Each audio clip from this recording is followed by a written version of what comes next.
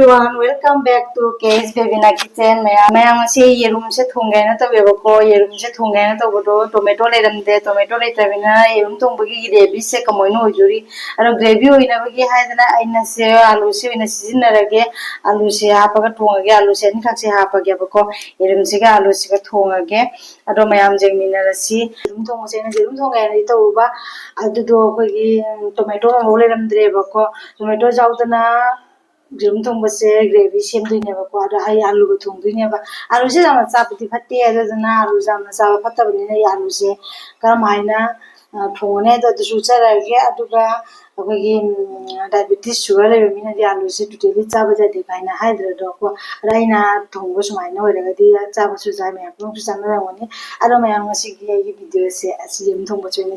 see, Mayama tomato and the Nasa, Ronisia Hapake, and the set home. Asini me ang sige video kasi apong paano yung minarasi kasi Ada mayam jerum thong se horasi ko yerum se thong na bagi haidana yerum taru khang ei na phuli se asira thong gatang hana hapsan gi kari na di yerum se ku khopura nongai ba madi pokhaidana bagi haidana yerum se thum hapaga phulle ba ko phau sau su phajana saure yerum sing se aduga minute 5 khaktani 5 minute khaktani ina yerum se phuturi se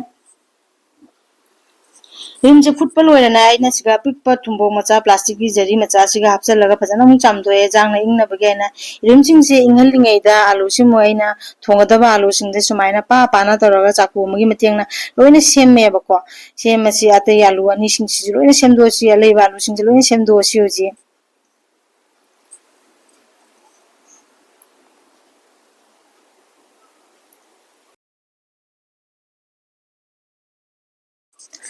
Sumaina alu singje pa na semaga phuturi ne ba ko sumaina semaga phutoga thongba daraga di akoina alu jama chaning ba da sugar patient na susum nong paruk cha ba jaya ba ko kai gino ai alu se ga jauri ba magi mehi gi saruk se phutok paduga लौथोख्रबने बड़ा फुटले आइना असाब इसिंग दुगा थम्मगा इंहनगदब नतबा सारिङेदा आलू की मेहिदो लोइना हिदोकप ताबा अरो आलू सिंजे लोइना सुमाइना थम्मे अदुगा सेंगना चामदोकजरे सेंगना चामदोगा सुमाइना plate अमदा लौखलगा मुक थम्मे सिदा लेरे आलू सिंगसे लोइना सेमगा थम्मे को आलू से पाना सोयेबको सुमाइना लोइना पाना सोयरगा थम्मिने बको अरो फुलेना कुकर द फुलदि काना देखो सुमाइना इसिंग द ओपन फुट पता मखुम हांगदोगा अदुगा सिगा तिलौ खरा मसु सिगा सेमगा थम्मे तिलौ से चौ चौ तिलौ अनि खंगे बाइना सेमि से अनियन से सिगा स्लाइस तोरगा थम्मे बको अदुगा आलू सिंग लोइना सिगा हापचल लगे कुकर द फुल लोय को कुकर द फुलदि सेकेंड अमदा मुंगदा बनी अदai कुकर द नते कोइना पुलिस अखोगी मखुम हांगदोगा फुटपा पतिला अमदा ने बाइना आलू से हापचली से अदुगा थुंग कितंग अमा हापचनगे कइना आलू दगी महाव दो थुंगे रोसु तंग चंगनबगी अदुगा आलूगी मागी मही गी सरुक्तो अदुगा सुखा ठोकिनबगी हाइदरा थुंजु खजिगा मा हापचलगा फुटले जामना कुइना फुटुइ नतेबको से 5 मिनिट्स खक्तने इन फुटुरि से सुमाइना फुटलगा मागी मही से सारिङे द हैदोगा आलू से इंहलगा थमदुइनेबको मही से सारिङे द हैदोक्त्रगदि काना देबको आलू से फुटोगा ठोंगे आइबगी अरुगा लेहौरिबा जेरुम सिंग दुस लोइना इंगबनी ना ए जेरुम सिंग जे लोइना मकु खोगा थम्मे जेरुम सिंग जे लोइना मकु खोक्तो को खोक्तो मतुंगदा सिमु मसला तो नबगे हाइना मु थौरांग तौरगे अदुदि मसला से टोत्रिङे द को येरुम से ए हाना चाकु मगे मतेंग ना येरुम सिंग जे खजि खजि हागे हागा सिगा मसला तो तुने बा द हागा दि को येरुम से ngobudsu pokhai de aduga gidi yerum si manungda aina totkada masla singdugi roast to change ba ko thong matamda su roast to changa banina hawidana ko yerum se loina hakpa loira ba kan ro jiam ko thum masla se tola si adudi kari kari no na habdo yengminarasi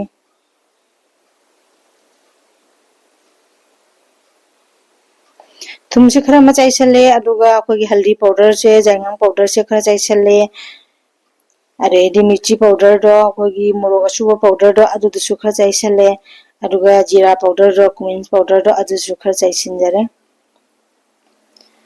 सुमाइना चाई सिन मतुंदा खुचिना फजना तोलगा असेमु आइना 5 minutes थमदुइने बको मसला सिंग जे मनुंदा चंगसन नबगे हाइदना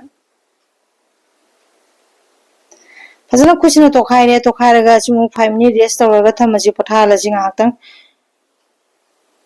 aduga ngasai gi aina jamdoga thamkiba alu do adu musiga mahi je loina mayeng chum taraga thaname belerame adu ro kangi ko alu se isingi saruk jaudre asikam ko maina thum khaji ama chai sale aduga amkamu haldi powder do adu mukha chai sale ko gi jang suba powder aduga gi ti ko jira suba powder kumin powder moro suba powder do su katang ama chai sale ko michi powder se asi chum chai sale ga si chaina फजना ओखाइरगे चामचना ओखाइगे तोरमबसी जाद्रे खुदसिना फजना थितलगा ओखाइरगे थम्मगे फजना तोसलगा ngahak minute manga thamdui maximum 5 minutes thamdui ni se asmaina 5 minutes thaminge da jonga siga khang ama lore khang sida ina khogi master oi acha thaw oina khara hape hapaga thaw se saba jingini jira do sabut jira do khara hapchallaga ina sida amkamu tilhau do mu khachikama chaisan jarage tilhau sumung chaisalaga ngasai ge ina masala tolaga thongiba yerum jingdo asiga loina hapchallaga okhairaga ngaurage asidi ngasai gi tangkhai khaiba natabanina kengani aido leitabanina oningba mong dasu khabaina otpa yare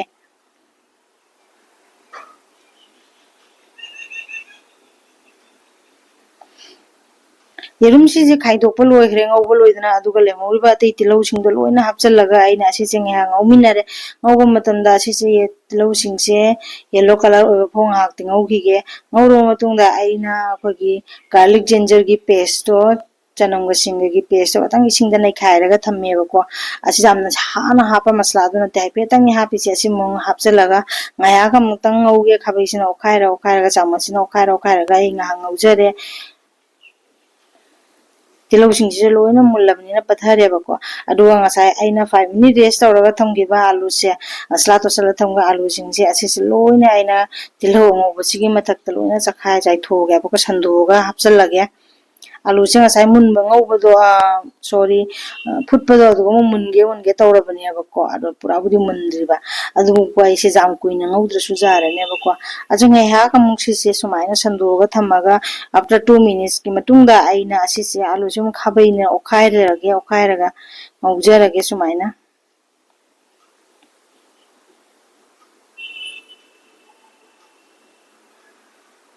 Samana ngai ha ngauraga amka mu ngasai gi masala si budi aina ngasai yerum totpada mu hap kare alu se totpada mu hap kare adomakta da ngasi hejiki hinjang gi mehi gi saruk lakada banina ne ko masala se khajiga mamu jaisa lagya ba ko adu kari masala jaisa ngani na haibido kogi haldi powder akhoi nong chum sadaran akhoi nong tigi ja hinjang da na ba masala sing sine ba ko ase jauda ba chu ja de ko ada jaisanjrago haldi powder siga jira powder ga khajikak jaisalage ateri jaisalaroge aduga aina masala se hapa ising katang hapa ko khaijarage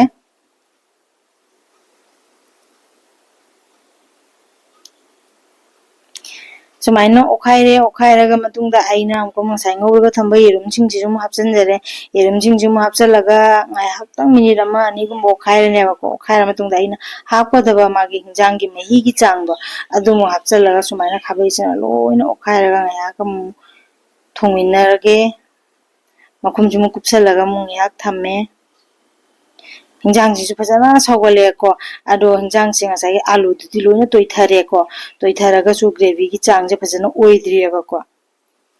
hinjang e jam fajana brong sawale matungda hinjang se mai se aina kyam langna thonggoda bano kyam kungna thonggoda bano isa gi chang matungna thambire thamaba matungda hoji hinjang gi mahi se katang gravy oba se watli haidana aina asiga kari amu hapna kari sizina gani na haibado aina se janganjarage adudi kari naibda akhoi ketchup ki tomato sauce to aduga gi aina akhoi table teaspoon do akhoi gi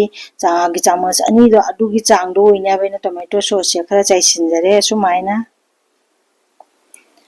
asmaina chaisallaba matungda aina asise okhairaga jeng hinjang gi color si ju khar change oire aduga hinjang si ju magi kungjanbagi chang se henjale yabako mehi jam langba jullo ideyabako asmaina tawraga hinjang se aina si hinjang jerum thongba se tomato jawde bi thonge color si ju phajare tomato sauce ro hapa matungda color hinjang gi color se matom da change oire yabako ꯑꯁꯤꯅꯤ ꯃꯌꯥꯝ ꯑꯩꯅ ꯉꯁꯤꯒꯤ ꯌꯦꯔꯨꯝ ꯊꯣꯡꯕꯁꯦ ꯃꯌꯥꯝ ꯍꯥꯎꯒꯗꯕ ꯃꯥꯟꯕ꯭ꯔꯥ ꯍꯥꯎꯔꯣꯏꯗꯕ ꯃꯥꯟꯕ꯭ꯔꯥ ꯑꯗꯨꯁꯨ ꯍꯥꯏꯕꯤꯔꯣ ꯊꯣꯡꯕ ꯂꯣꯏꯔꯕꯅꯤꯅ ꯍꯤꯟꯖꯥꯡꯁꯦ ꯑꯩꯅ ꯕꯥꯎꯜ ꯑꯆꯧꯕ ꯑꯃꯗ ꯈꯥꯏꯗꯣꯛꯆꯔꯦ ꯌꯦꯔꯨꯝ 6ꯃꯛ ꯑꯩꯅ ꯂꯣꯏꯅ ꯈꯥꯏꯗꯣꯛꯆꯔꯦ ꯑꯗꯨꯒ ꯇꯟꯒ ꯆꯥꯕꯁꯨ ꯌꯥꯔꯦ ꯆꯥꯛꯀ ꯆꯥꯅꯤꯡꯉꯁꯨ ꯆꯥꯛꯀ ꯆꯥꯕ ꯌꯥꯔꯦ ꯉꯁꯤꯒꯤꯗꯤ ꯑꯩ ꯌꯦꯔꯨꯝ ꯊꯣꯡꯕꯁꯦ ꯑꯁꯨꯃꯥꯏꯅ ꯊꯣꯡꯖꯔꯦ ꯃꯌꯥꯝ